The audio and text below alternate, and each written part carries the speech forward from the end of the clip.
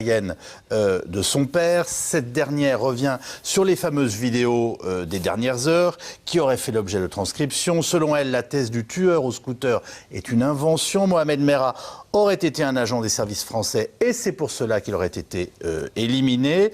Il y a quelques instants, je vous le rappelle, le parquet de Paris contestait formellement cette thèse de l'avocate. Écoutons pourtant l'avocate du père de Mohamed Merah. Interview recueillie par Romain Clément et Grégory Roudier. Jusqu'à présent, on nous a servi à l'opinion publique une seule thèse, le tueur au scooter, responsable de cette mort. Il n'y avait pas d'autre choix face à ce type surarmé et qui était capable de faire face à 300 ou 400 policiers, même si on n'avait pas sur le palier 300, mais enfin des services spéciaux, on va dire. Plus, ce qu'on apprend aussi, c'est des relations très serrées avec des gens des services de renseignement qu'il connaissait apparemment depuis longtemps. Vous avez des documents là-dessus? Vous avez des preuves? C'est ce qui ressort des vidéos qu'il a enregistrées lui-même. Et qui sont donc précédentes au siège? Non, qui sont pendant le siège. Où il parle à des agents? Voilà, on lui envoie les gens qu'il connaît pour négocier. Et on lui propose de partir à l'étranger, de changer de nom, de l'exfiltrer en quelque sorte. Et qu'est-ce qu'il répond à ça? Et comme il refuse, on décide de l'éliminer.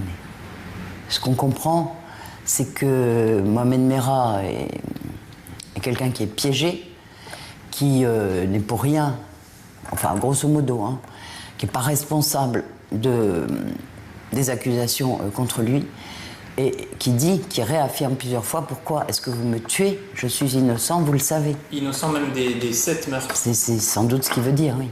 On ne pourra jamais en savoir plus, puisqu'ils ont choisi de faire en sorte qu'il ne puisse plus jamais parler. Mais comment vous expliquez que si Mohamed Merah n'était pas l'auteur des tueries, il soit en possession et d'armes à feu et de films qui apparemment montrent les assassinats? Vous vous souvenez de l'affaire des Irlandais où M.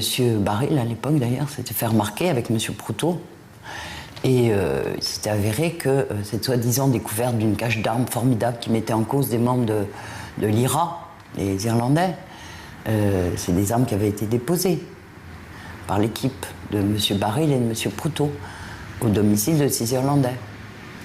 Ça arrive quelquefois. Hein. Moi, ce que je trouve qu'il serait digne, c'est que le parquet, qui a tous les moyens, que n'ont pas des avocats, on va dire, aille au-delà du mur de verre un peu opaque que les services de l'État opposent toujours aux recherches judiciaires. Que tout le monde joue le jeu pour les victimes. Pour les victimes et puis aussi, quand même, pour la famille de M. Merah, même si M. Sarkozy s'était permis de dire que c'est quand même honteux que le père d'un assassin ose demander une enquête.